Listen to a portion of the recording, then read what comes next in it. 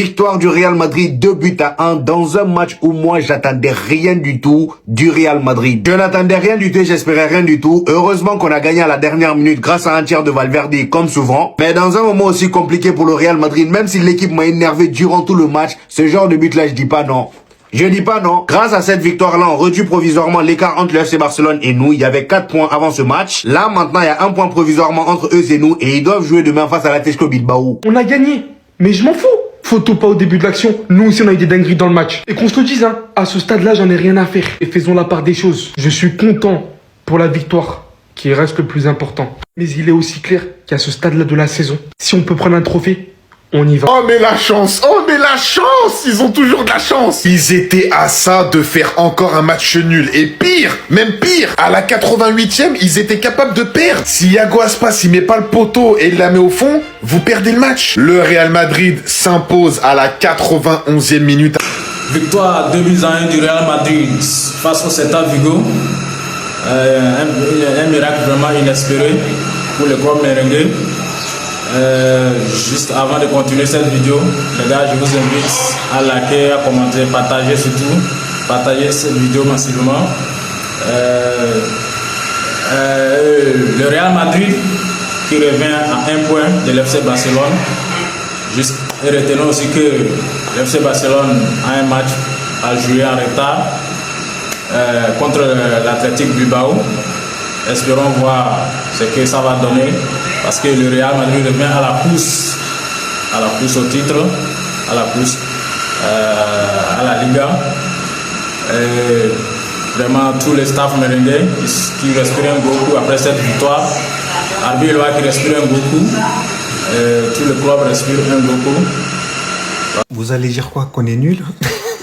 On le sait, mais on a...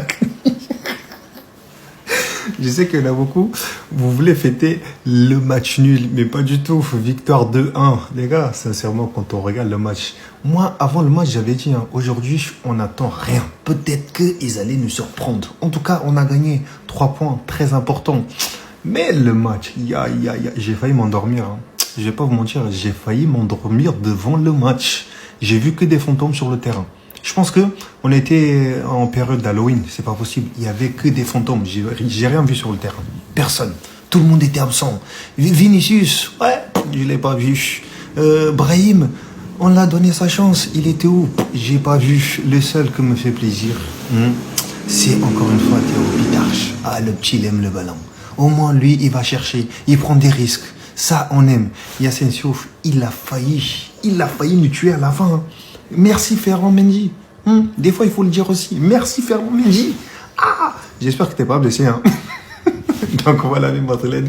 Victoire 2-1 à la Madrid et à la masse. Le Real Madrid va gagner de justesse, les gars. Donc 2-1 à la clé, les gars. Fede Valverde qui va bien évidemment marquer le but de la victoire. Mais un joueur très important, et surtout le plus important, peut-être avec Thibaut Courtois, les gars, c'est Aurélien Tchouaméni, donc qui a marqué et qui a donc été élu homme du match. Voilà, les gars, le Real Madrid hier, c'était une catastrophe totale, les gars. Donc c'était le service minimum, voire moins.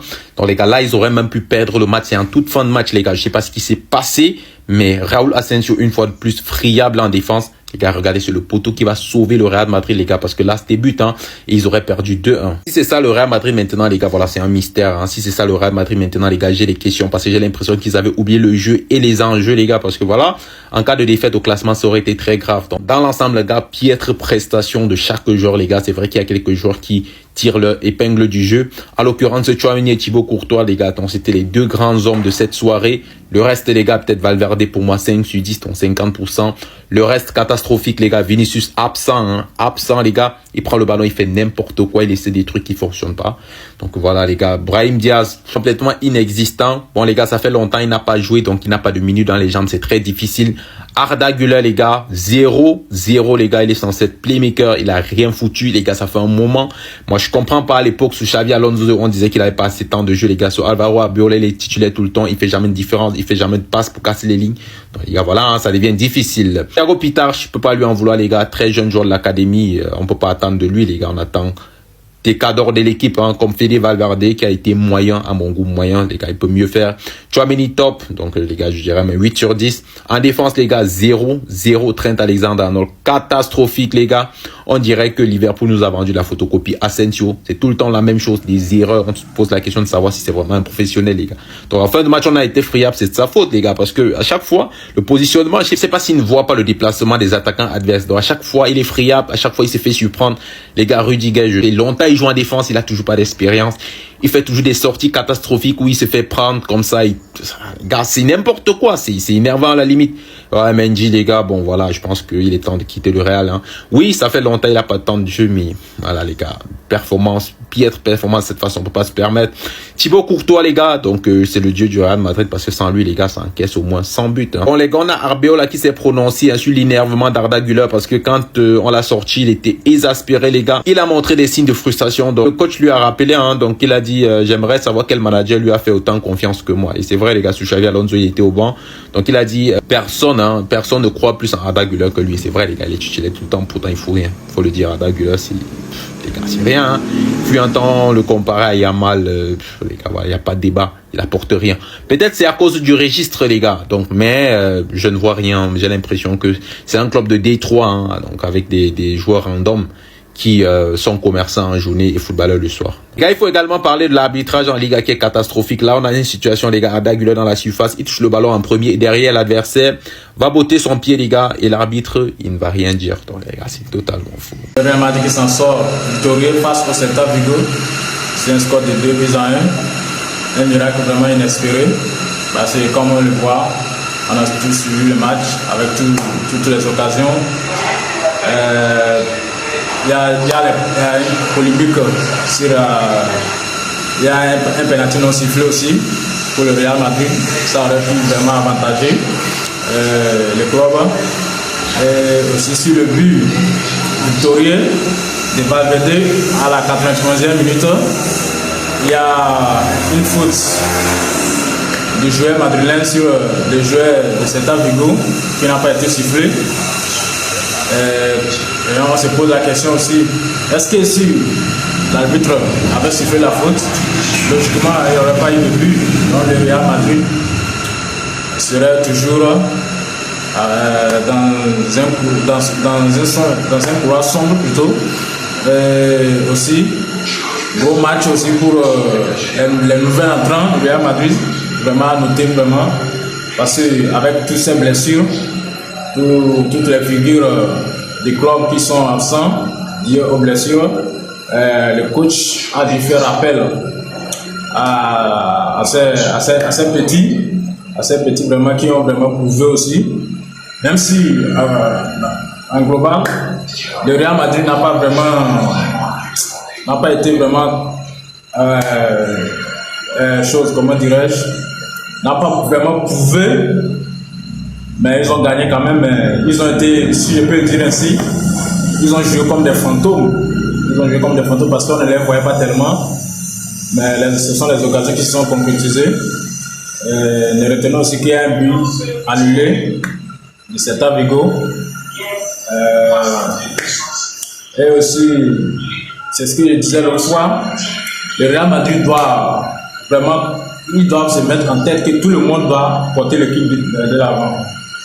Tout le monde doit porter l'équipe, même si aujourd'hui, on voit que parmi les deux, dans tous ces matchs, Vinicius aussi, qui a été vraiment prévisible, il a été très très prévisible face aux joueurs de Celta Vigo. Ils l'ont vraiment scellé, il n'avait tellement pas d'occasion comme ça. Et cela prouve encore que l'équipe doit se reposer sur tous les joueurs, que ce soit les défenseurs et les milieux. Et voici, on voit la majestueuse performance des milieux de terrain, car ce sont eux, Tchouaméni, Valverde, ce sont eux qui ont porté le club à un point de FC Barcelone, parce que les attaquants en global, ils n'ont pas tellement, ils n'ont rien vu. Ce sont les milieux de terrain qui ont porté le club. Ils ont donné cette victoire vraiment inespérée au club. Et vraiment, félicitations, beau match. Arbeloa qui respirait beaucoup parce qu'avec ses résultats antérieurs, il était un peu sous pression, parce qu'on sait ce qui se passe, on sait ce qui s'est passé avec les ex-managers du club, notamment Xavier Alonso, qui n'ont pas tellement fait long feu avec le club, vu les résultats. Et vraiment, cette victoire, je peux dire, vient sauver Abeloa, vient lui sauver des critiques, vient lui sauver, je peux dire, parce qu'il était sur une pente très très glissante, parce que les critiques s'enflammaient déjà à son propos. Et vraiment, le Real Madrid a prouvé, ils sont mis dans la course à leurs objectifs. Et je pense que s'il y a une coupe, s'il y a un trophée qu'ils doivent remporter, ils se sont mis en tête que voilà, ils sont de la partie. Et vraiment ça, avant le match contre City, bien sûr, c'est un rappel, c'est un message qu'ils lancent aussi à Manchester City, parce que déjà, vu les formes, on se dit que le Real Madrid ne pouvait pas tellement impressionner Manchester City, mais avec cette victoire, avec cette remise en confiance, tout peut se jouer et tout se jouera, parce qu'on parle bien sûr de la Ligue des Champions. En attendant le match de l'FC Barcelone contre l'Athletic Bilbao, le Real Madrid respire un tout petit peu à un point de l'FC Barcelone. Et les gars, passez un peu. Et je vous invite, sans oublier, commenter, liker, surtout partager massivement cette vidéo.